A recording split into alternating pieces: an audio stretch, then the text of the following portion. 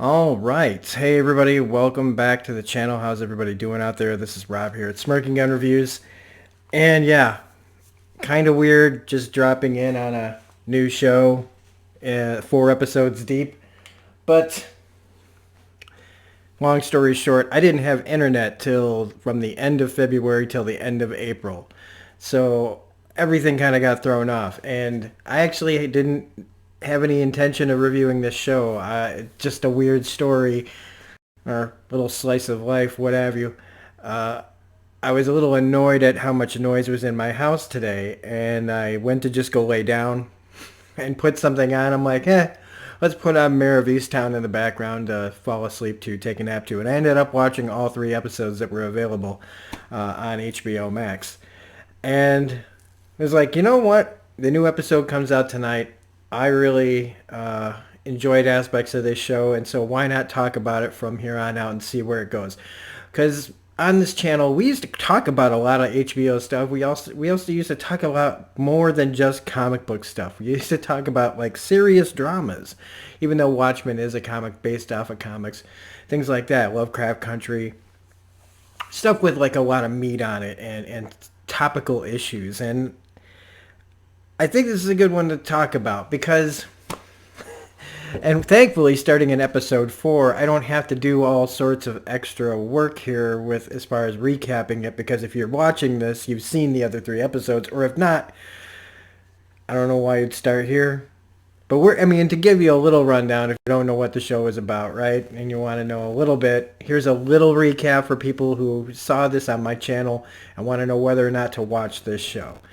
So you've got Kate Winslet and Evan Peters, Gene Smart, and Gory Rice is in this. Guy Pearce is in this, and it's a story of Mare, who is a detective in the town of Easttown, and she's got a lot going on in her life. She had a son who committed suicide, destroyed her marriage. Her ex is getting married. Her daughter's keeping secrets. Her mother drives her nuts. She's got her son's son. She's taking care of him because the mother was a junkie with her son before he killed himself. So she's taking that on. Plus she's having to deal with this case that won't be solved. They can't figure out where this girl Katie Bailey is. There's all this pressure from the community that she's not been doing her job right.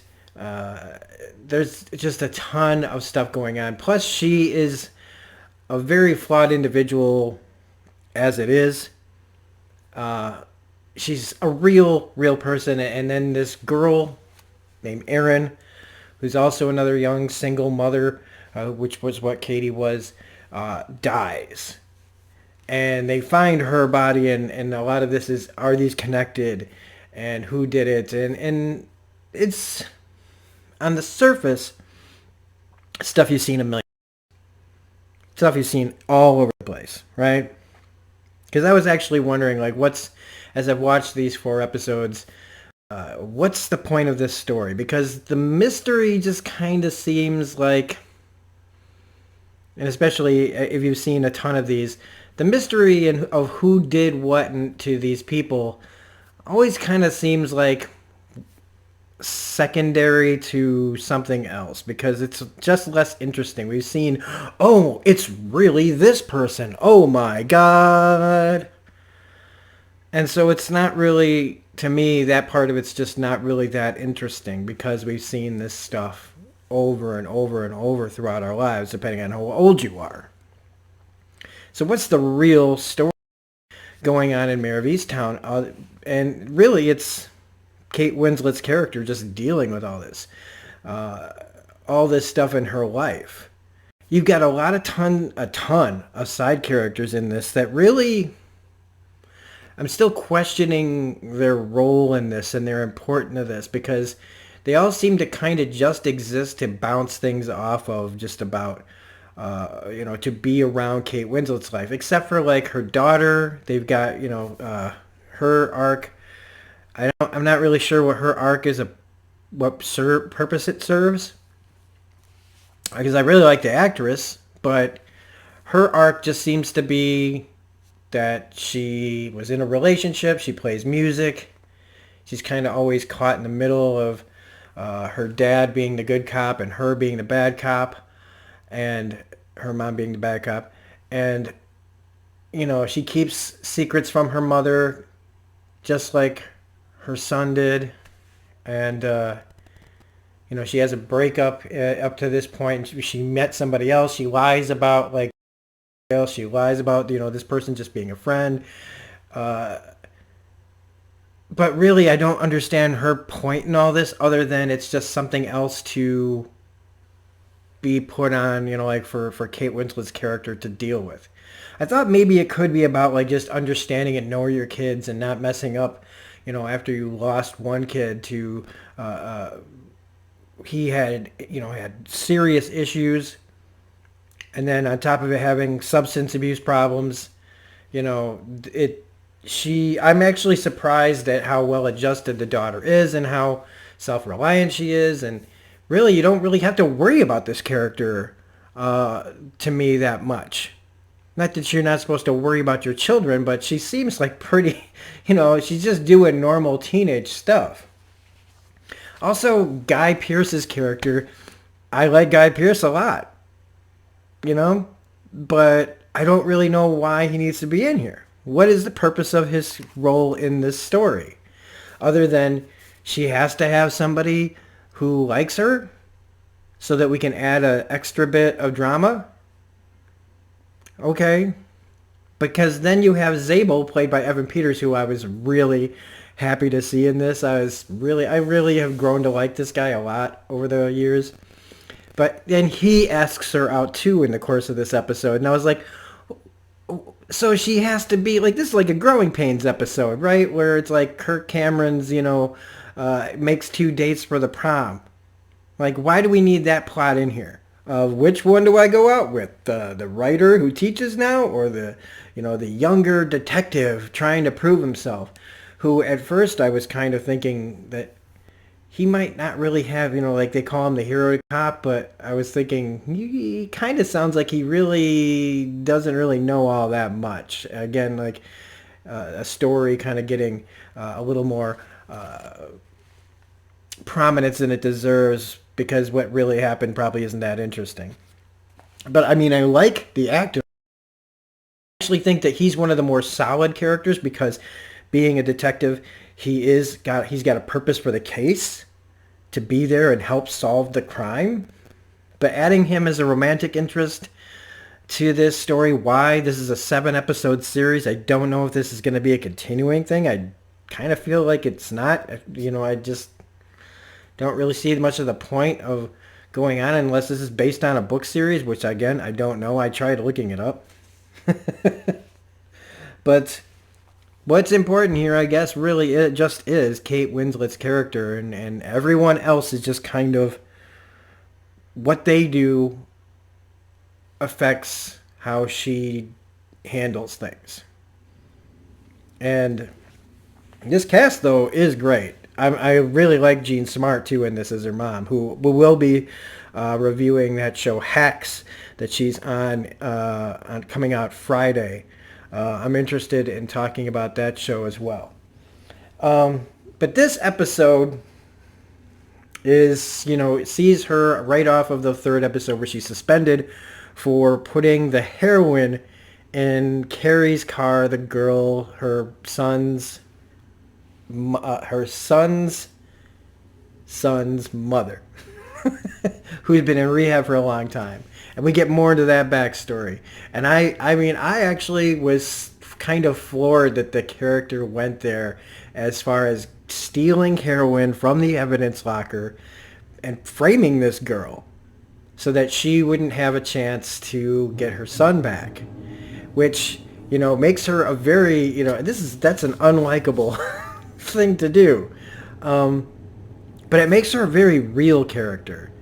In this show, there are some very, very, very realistic characters. Kate Winslet's character, Mare, is very realistic. Her mother, very realistic. A lot of the way that some of the parents, especially like Frank, reacts to things is very realistic. But then you've got some very like just like very characterized, exaggerated characters at the same time, and very unlikable. This is a small town story, kind of. Makes me, I live in a small town and surrounded by a bunch of small towns, actually. And one of the things about this show that really is relatable to me is because everybody knows each other's, warts and all. They don't really know me.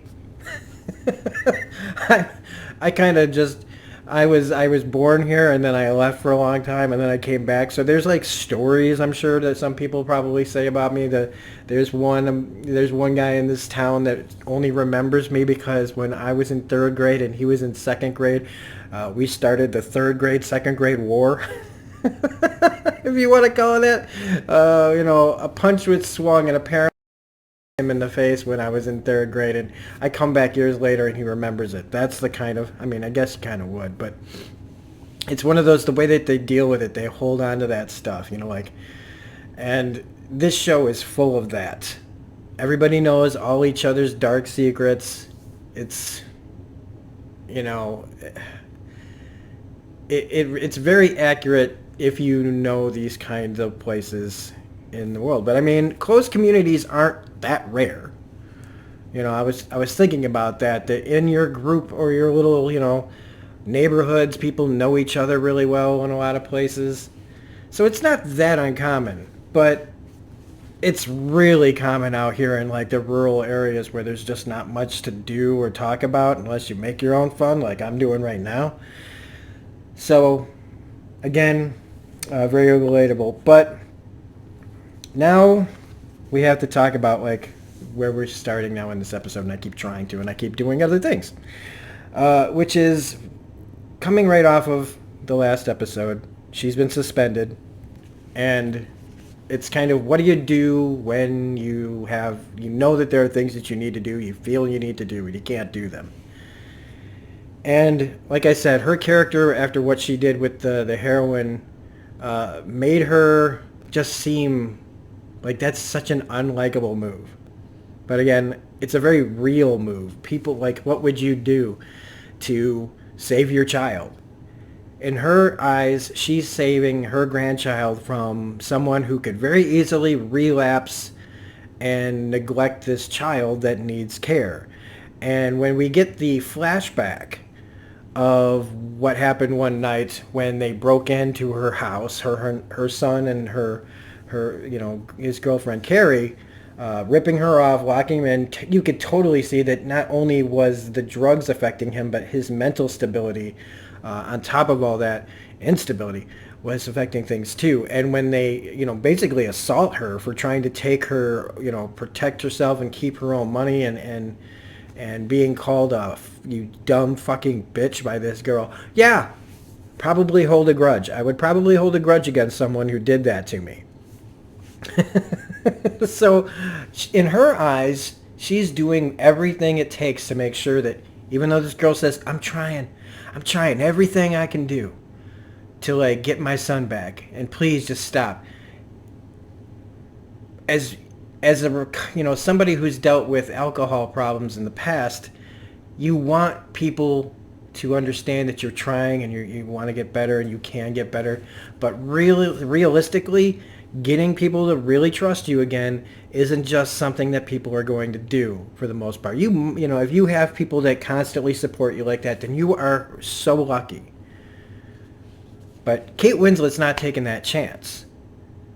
And while I can't condone what she did, I understand it. Because it's like what we've talked about on other shows, like with The Handmaid's Tale. Like, what would you do to save your child? It's a very contentious thing. Like, I'd like to think I'd know what I'd do, but I don't know. I could never know unless I'm actually doing it. But it was a very interesting move. Also, the way they dealt with it. The cop is there, in the last episode, her chief is there on the lawn saying, come out here. I can't prove really that you did it, but I know you did it. And this is how it's going to play out. Like, if this gets out, blah, blah, blah. So we're going to suspend you so that people can just say, we got you out of the way, which again, covering up her illegal activities like keeping it in the family. We protect our own. She should be going to jail. When he says, like, a part of me wants to make sure you know, never work in this town. It should be that. This should be her being fired off of the police force. Do not pass go. Do not collect $200. But for the sake of the story, you know, we have to, she's just on suspension. Another thing that we notice that she does is she keeps people at arm's length. She pushes people away. And I can relate to that too. I myself have a hard time not doing that when I'm upset. And I tend to keep a lot of people at arm's length. I have more successful relationships with people here in this community than I do in real life. And she's just, you know, it's just another relatable thing. Another thing I understand in this is Dylan's anger. The guy who was the boy who was shot by Aaron's father for supposedly killing her. And they've got the kid there in the room, and they find out that the kid is not his.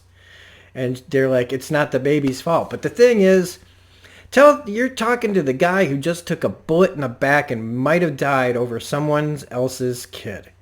And that kid's, and you, even though he's not blaming that kid, but if you look at that, if you had to sit there and look at the baby that is not yours and you were almost murdered over, I absolutely understand why you can understand that it's not the baby's fault, but I wouldn't want to look at it either. I'd be like, I want that baby out of my life. Find out whose parents it actually is. You know, Aaron's dead. Who's the father? Put it in the system. I don't know. I mean, they kind of flip-flop on that, because at the end, when nobody's there to get the screaming baby, he gets up and holds it, and that's very admirable. But I understood his anger at first. Zabel and the deacon. Okay, I liked this scene a lot, but I always like scenes like this where he's confronting this guy about, hey, I know what happened. You were brought here because there were sexual allegations about you and a 14-year-old girl where you last were. And, you know, he's like, hey, the archdiocese looked into it and said that nothing happened. And he's like, yeah, but what do you want me to think? Like, you didn't say you didn't do it. You said that the church looked into it and said nothing happened.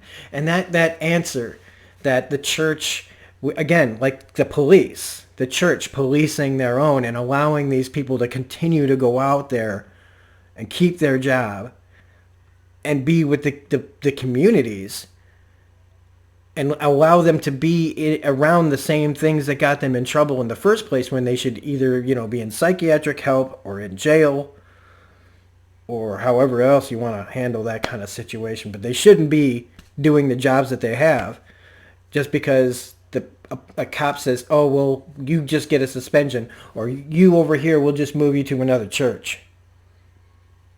The accountability in these systems is fucked. So when he's like, hey, you're not, what do you want me to believe? He just kind of doesn't really say anything. But we already saw him dump the fucking bike in the water, so... And that's speaking of that murder and the two girls, right? Well, we'll save that for just a second, because now I want to talk about Dawn's arc, the mother of Katie Bailey, right? Now, this one was... I really appreciate the character of Dawn, because she's the person, she's, going through chemotherapy. She's taking care of her daughter's kid. Her daughter is missing, presumed dead at this point. Nobody can help her.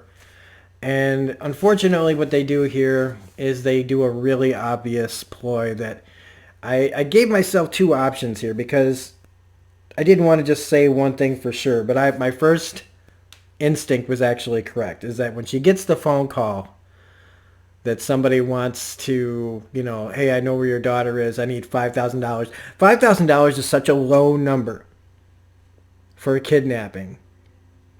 Plus, they set it up where she's over at her friend Bethy's house and she sees Freddie come in, and Freddie, earlier in the series had been stealing from his sister, and she didn't press charges on him, and he couldn't stay at her house, but now he's back staying in the house. And then you hear the voice on the phone. I'm like, oh, it's the brother. The brother is just on one of those cons where he's like, if I can get $5,000, right, I can get all the smack I want. I can disappear for a while. I can go away. I can, the drug-addled mind of a junkie who will just be like, $5,000. Oh my God! You know what I could do with $5,000? You know how high and how long I could get. How long I could stay high. You know. And so I that was a very obvious ploy. I thought maybe, okay, that was my first instinct, and yeah, it was right. I had hoped. And I was like, well, maybe Katie, and it's kind of similar, but just without Freddie, is that Katie ran away and with some guy, and that guy, they were, needing drugs. And so they thought, hey, let's call my mom. You call my mom and pretend that you know where it is, and then we'll get $5,000 from her, and we can get high all the time. Turned out that was not what it was, but it was very similar. It's just another scam, and it was Freddie. I thought it was interesting that she didn't tell her friend that her brother was the one doing it, because he's just going to continue to rip people off, possibly her again. So but it was smart at least for her to not actually ruin her life totally by bringing the money with her and having him run off with it. I actually saw a different ending to this happening, where it was like set up where Bethy comes over to babysit for Dawn, who's going out to pay her brother for a daughter that's not there. And with the gun in the bag, I thought she was going to shoot old Freddie. And then they'd have to be like, oh my God, I killed your brother because he was, I thought that's where it was headed. That would have, if I'd have called it that far, I should be writing for this show. So that's where it is, and it just shows the desperation of another mother. Not just Kate Winslet's character. So I don't know if this will be the end of Dawn's arc, but probably it won't be after we talk about the end of this. And I also thought, like Richard was saying, oh, I only wrote one book, and I was thinking to myself, well, after this whole series is over, old Richard's probably going to have enough information for a second book. He could write about this case, have another book under him. The therapy and the honesty to the family, I thought was both a couple of interesting scenes. She just flat out tells her family, I planted the heroin. Kate Winslet's acting, by the way, in this is phenomenal. All the actors in this are really good. They all don't have as much to do as she does. Going into therapy was also a pretty good scene. My favorite thing that Kate's ever done is Eternal Sunshine of the Spotless Mind, and this is pretty high up there too so far. I'm really loving what she's doing in this. Let's see, the phone call, the assault thing. And then Missy, a girl named Missy. She's a prostitute. She's, what I thought in the first scene, was killed by somebody who she is going to have sex with for money. We find out this is just yet another girl who's gone missing from her family, just like Katie. And we start to see the ties in that these were both, girls who got into drugs and needed money for their habits, and they've gone missing now. But Aaron's not missing. So how is that tied to it? We know that it's not. It can't be. All right. I think it's one of the things about this story is basically just a lot of bad shit can happen to girls and women out there. So, I mean, Kate Winslet's line, teenage girls are fucking sneaky. All these kids able to do all this stuff without their parents knowing, finding out that Aaron was going to also do this as well, this desperation of these young mothers to prostitute themselves. That's a real thing, and that's another tragedy in this country, in a lot of countries. The whole thing with letting the ex in, Siobhan's thing that I was just like, why is this in here again, making me go, what is with this character's arc. Let's see. Have you guys been noticing the faces on the side characters in certain scenes when certain information is coming up where they make you feel like you're supposed to be paying really close attention to these characters, but really it's just a show filled with red herrings everywhere? Is that all this show has for the mystery, really? Is a bunch of people that look shifty whenever something's brought up? Sure seems to be a trend going on here. And yeah, we find out there's a place called Benny's Tavern where Missy is not dead. She's just dragged in there, and we find out that Katie is still alive, leading me even further to believe that the only thing I can think of that could maybe cause all these to be tied together, right, is that Aaron gets a phone call from somebody who wants to do something, and it goes wrong, and he has to kill her. He kills her and then dumps her body and making it look like something else. That's the only thing I can think of, that maybe Aaron got, away and he shot her, and that she was in, he took her clothes and everything else that probably had evidence of him on it. It's the only way I could feel like this is all tied together. I'm not really as interested in who's actually doing it, because who did it is working at Benny's Tavern, so maybe it's just the bartender. But anyway, that's pretty much it for this episode. I'm going to get into more greater detail, hopefully, as we go along. And I talked a lot about other things, so I'm hoping that by next week, since it'll be episode 5, I can focus a little bit more on just that episode instead of talking about everything as a whole. But I felt like I needed to do a little bit of a series recap so far, as this is the first one I've done. So I want to thank you if you've made it this far. And if you enjoyed it, please hit the like button, comment, share, subscribe. We're only a little bit over 200 subs to hit 1,000. I really want to hit 2,000 this year. I said 1,000, didn't I? I want to hit 2,000 this year. Help me out by hitting that subscribe button and see all the different stuff I have on my channel. I have a ton of content. And like I said, if you like this, you can... just click on one of these other buttons for other content and hit that subscribe button. So have a great night. We'll see you next week. Look out for Handmaid's Tale on Tuesday, late Tuesday night, early Wednesday morning, and we'll see you later. Bye.